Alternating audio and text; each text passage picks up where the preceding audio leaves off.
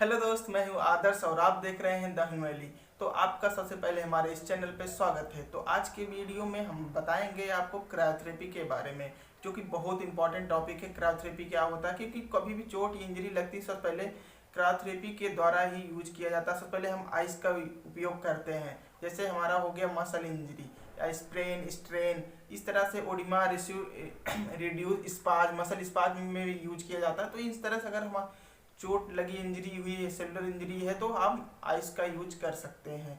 तो इससे पहले हम आपसे टॉपिक शुरू करने से पहले हम आपको बताएं कि हमारे टेलीग्राम चैनल भी है और इसके साथ साथ इंस्टाग्राम भी है। आप इंस्टाग्राम पेज को फॉलो करिए, वहाँ पे आपको सारे नोट्स मिल जाएंगे। आप डीएम भी कर सकते हैं हमें, जो फिजियो से रिलेटेड कोई भी टॉपिक या कुछ समझना है तो आप हमें डीएम कर सकते हैं। हमारे टेलीग्राम चैनल पे आप जाएं, वहाँ पे आपको बुक्स और नोट्स सब अवेलेबल है। तो चलिए वीडियो को शुरू करते हैं।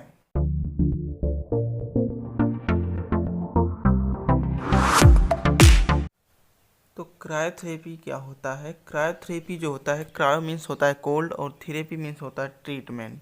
तो क्रायोथेरेपी मतलब कोल्ड के द्वारा ट्रीटमेंट किया जाए तो इसे क्रायोथेरेपी बोलते हैं। इस द क्रायोथेरेपी कोल्ड हो गया, थेरेपी मीन्स ट्रीटमेंट होता है।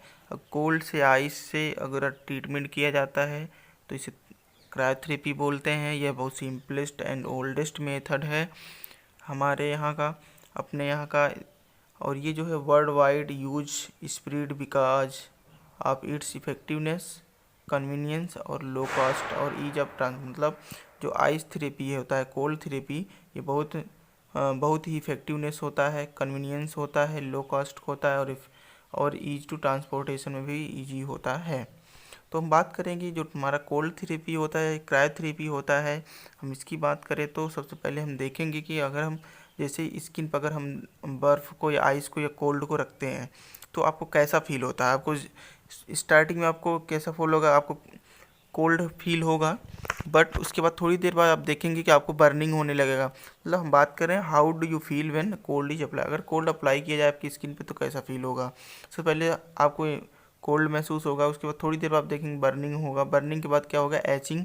एचिंग के बाद वहाँ का लॉस ऑफ पेन। पेन अगर है वहाँ पे जिस जगह पे हम ट्रीटमेंट दे रहे हैं तो वहाँ का पेन क्या हो जाएगा, लॉस हो जाएगा। उसके बाद आपकी स्किन क्या होगी, नम्बनेस हो जाएगी। तो वो नम्बनेस मतलब कोई भी सेंसेशन आपको नहीं मिलेगा। तो ये हमारा इस तरह से वर्क करता है हमारा क्रायोथेरेपी, या बोल सकते हैं कोल्ड थेरेपी।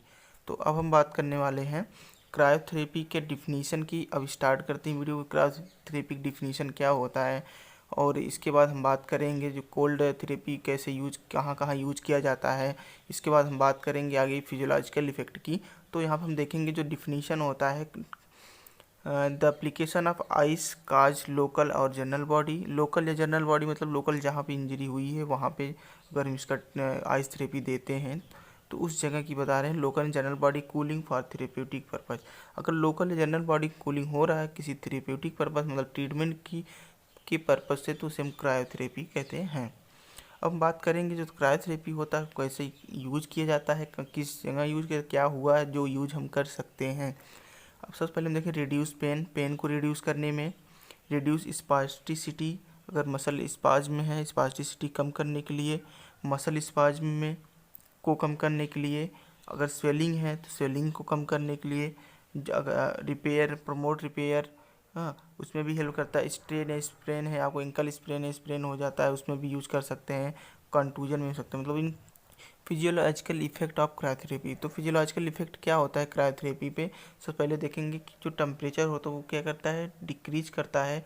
टेम्परेचर क्यों डिक्रीज करता है आपको सिंपली समझना है। टेम्परेचर जब भी हम देखेंगे जो हमारा बॉडी है इसमें लेटेंट हीट थर्म जो होता है हमारे वो कन्वर्ट होता है। तो जो डिक्रीज होता है टेम्परेचर, जब भी हम स्किन पे देखेंगे कोल्ड को यूज करेंगे, कोल्ड का या फिर आइस का यूज करते हैं तो वहाँ का टेम्परेचर क्या हो जाता है, डिक्रीज हो जाता है। डिक्रीज होने से जो मेटाबॉलिक रेट होता है वो भी स्लो हो जाता है। इस वजह से जो हमारा टेम्परेचर, वहाँ का जो पेन होता है, पेन क्या क्लोज पेन जो गेट होता है वो क्लोज हो जाता है। इस वजह से हम वहाँ पे पेन नहीं होता है। तो decrease temperature, tissue destruction, decrease inflammation, तो इन्फ्लामेशन भी डिक्रीज होता है। डिक्रीज मेटाबॉलिज्म, डिक्रीज पेन अपने आपको पता है ना, टेम्परेचर या आइस थेरेपी कोल्ड थेरेपी देते हैं तो वहाँ का मेटाबॉलिज्म क्या होता है, डिक्रीज हो जाता है। तो इसकी वजह से पेन क्या हो जाता है, पेन गेट जो होता है वो क्लोज हो जाता है, तो decrease pain, decrease muscle spasm, और वहाँ का जो अगर मसल स्पाज्म है तो वो भी डिक्रीज हो जाएगा, मसल रिलैक्स हो जाएगी, जो नर्व एंडिंग है हमारा वो भी क्लोज हो जाएगा, तो स्ट्रेंथ हो जाएगा, मसल स्ट्रेंथ बढ़ जाएगा। Increase tissue stiffness, tissue stiffness क्या होगा, इंक्रीज हो जाएगा। डिक्रीज आर्थोजेनिक मसल इन्विशन, जो हमारे आर्थोजेनिक मसल इन्विशन क्या मतलब है, डिक्रीज क्यों हो जाएगा, क्योंकि जो हमारे जॉइंट के बगल में जो मसल्स है, इसके पास पड़ोस में जॉइंट, कोई भी जॉइंट हो, कि जो पास पड़ोस मसल उसमें अगर कोई प्रॉब्लम होती है इस तरह से, तो उसके लिए हो आर्थोजेनिक मसल इन्विशन डिक्रीज हो जाएगा। सर्कुलेटरी इफेक्ट्स, सर्कुलेटरी इफेक्ट और नर्वस सिस्टम इफेक्ट, ये दो इफेक्ट हम आपको डिटेल में समझाएंगे क्या होता है। बाकी सब आपको नॉर्मल ही हैं जो आपको इसके पहले बताएं, अभी बताएंगे। इसके आगे हम इंडिकेशन, काउंटर इंडिकेशन और डेंजर की बात करेंगे वहाँ पे, और हम इसके पहले, इन सब के पहले हम मेथड की बात करेंगे, मेथड ऑफ क्रायोथेरेपी।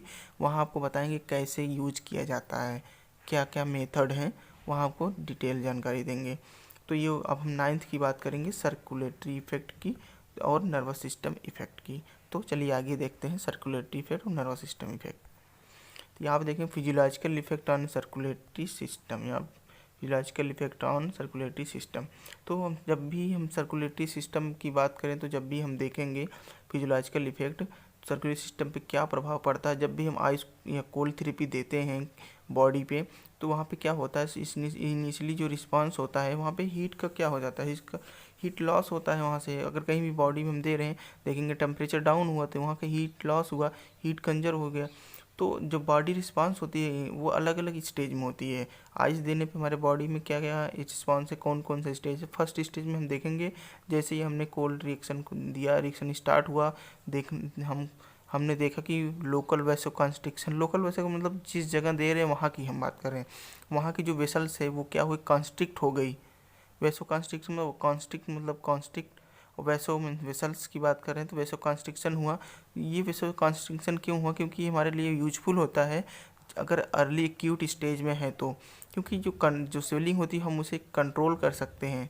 अगर जैसे ही चोट लगा हम तुरंत उसके बाद जस्ट अगर हम अप्लाई करते हैं।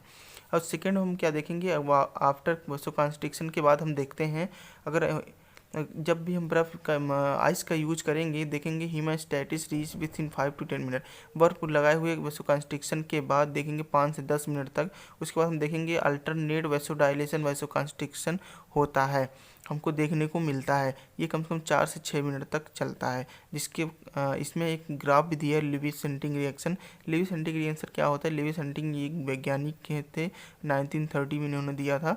तो उन्होंने बताया कि जो आइस थेरेपी होता है जो देते हैं, हमको देखते हैं कि जो वैसो कॉन्स्ट्रिक्शन होता है वो 5 से 10 मिनट आइस थेरेपी हम अगर किसी भी बॉडी पे, लोकल बॉडी पे, वो लोकल बॉडी पे देते हैं, जहाँ पे देते हैं वहाँ पे देखने को मिलता है।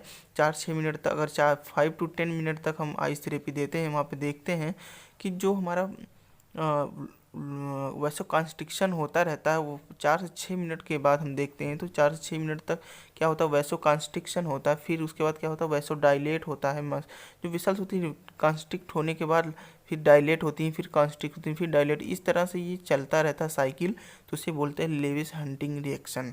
आप अब हम देखेंगे alternate phase of vaso dilation vaso constriction. जो अल्टरनेट फेज होता है वैसो कॉन्स्ट्रिक्शन वैसो डायलेशन का, रिमूव वेस्ट प्रोडक्ट आप metabolism like lactic acid delay fatigue. ये रिमूव वेस्ट प्रोडक्ट को रिमूव करता है, जैसे कि लैक्टिक एसिड। अगर लैक्टिक एसिड मात्रा ज़्यादा हो गया, हम ज़्यादा एक्सरसाइज कर लिए, ज़्यादा फटीग मसल आ गई, तो लैक्टिक एसिड क्या हो गया, वहाँ जो हमारा एटीपी होता है वहाँ पर टूटता है, तो लैक्टिक एसिड ज़्यादा यूज होता है। तो वहाँ जो रिमूव प्रोडक्ट होते हैं, लैक्टिक एसिड हो या किसी और कुछ और है, जो भी चीज़ें हैं, तो वो उनको क्या देता है, ये हटाने रिमूव करने का काम करता है। अब हम देखेंगे यहाँ पे लेविस हंटिंग रिएक्शन का ग्राफ। यहाँ पे देखेंगे हम ग्राफ, सबसे पहले देखते हैं, एक तरफ हमको टाइम दिया गया है, ये हमारा टाइम हो गया, और एक तरफ हमें क्या दिया, इधर हमें ऊपर वैसो डायलेशन दिया है, नीचे वैसो कॉन्स्ट्रिक्शन, और बीच में नॉर्मल। तो वाई एक्सिस पे हमें ये तीनों वैसो डायलेशन, नॉर्मल और वैसो कॉन्स्ट्रिक्शन, और यहाँ पे देख रहे हैं कि कूलिंग अप्लाई किया जा रहा है। तो जैसे ही हमने नॉर्मल बॉडी पे कूलिंग अप्लाई किए, थोड़ी देर बाद तक तो सही रहेगा। उसके बाद देखेंगे जैसे ही थोड़ा देर हुआ, 5 मिनट मान लीजिए, 5 मिनट के बाद देखेंगे जो हमारा वैसो कॉन्स्ट्रिक्शन यहाँ पे देखेंगे जो हमारी वेसल से वैसो कॉन्स्ट्रिक्ट हो रही है, कॉन्स्ट्रिक्ट होते होते फिर देखेंगे उसके बाद 5 से 10 मिनट, तो उसके बाद देखेंगे कि फिर डायलेट होने लगी, फिर डायलेट होते होते फिर वैसो कॉन्स्ट्रिक्ट हुई, फिर डायलेट हुई, फिर वैसो कॉन्स्ट्रिक्ट हुई, फिर डायलेशन हुआ, फिर वैसो तो इस तरह से साइकिल चलता गया कम से कम 5 से 10 मिनट तक, 4 से 6 मिनट तक जो। तो साइकिल चलती गई, तो हमने देखा कि जो ये साइकिल जो चल रही थी उसको नाम दिया कि लेविस हंटिंग रिएक्शन।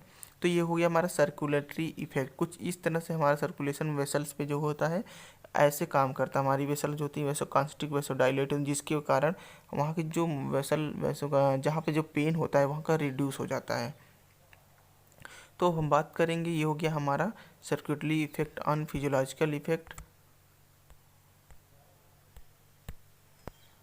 तो नेक्स्ट हम बात करेंगे इफेक्ट ऑन नर्वस सिस्टम और न्यूरल सिस्टम।